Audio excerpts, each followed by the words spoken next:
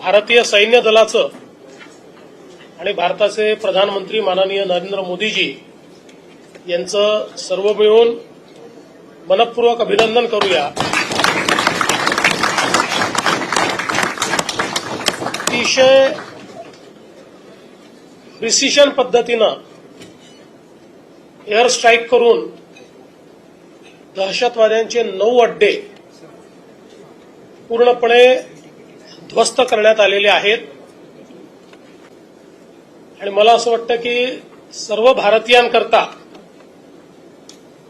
अभिमानाचा असा हा दिवस आहे की आमच्यावर झालेला हल्ला हा भारत सहन करणार नाही, तर भारत त्याचा योग्य पद्धतीनं बदला घेईल, तो आपण आज घेतलेला आहे। आणि विशेषतः ऑपरेशन सिंदूर हे नाव मला असं वाटतं की अधिक बोलकं आहे,